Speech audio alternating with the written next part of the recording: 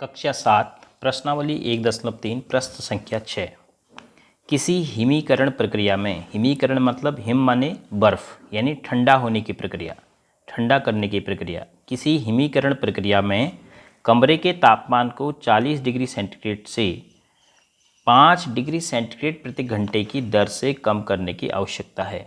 कमरे का तापमान 40 डिग्री सेंटीग्रेड है, जो कि हमारे शरीर के तापमान से भी 3 डिग्री सेंटीग्रेड अधिक है। हमारे शरीर का तापमान होता है सामान्य रूप में 37 डिग्री सेंटीग्रेड, तो कमरे का तापमान ज़्यादा है तो वहाँ गर्मी लग रही होगी। तो 5 डिग्री सेंटीग्रेड प्रति घंटे की दर से कमरे के तापमान को कम करने की आवश्यकता है। तो इस प्रक्रिया के शुरू होने के 10 घंटे बाद, जब ये ठंडा होने की प्रक्रिया शुरू कर दी, उसके 10 घंटे बाद कमरे का तापमान क्या होगा। तो 1 घंटे बाद तापमान कितना कम हो रहा है, 5 डिग्री सेंटीग्रेड।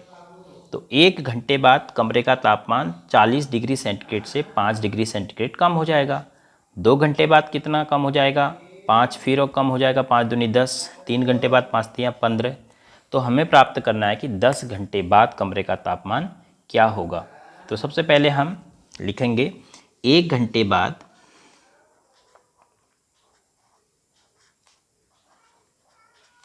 1 घंटे के बाद तापमान में कितनी कमी आ रही है। तापमान में कमी, 1 घंटे बाद तापमान में कमी आ रही है 5 डिग्री सेंटीग्रेड की।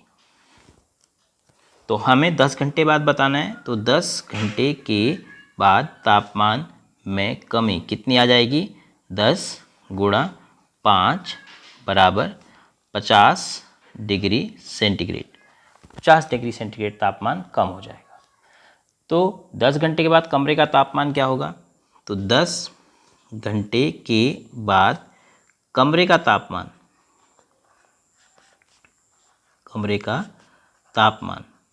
पहले कितना था कमरे का तापमान, 40 डिग्री सेंटीग्रेड। पहले कितना था, 40 डिग्री सेंटीग्रेड में से 50 डिग्री सेंटीग्रेड कम हो गया। कम माने घट गया। तो आपने 40 में से 50 घटाना है।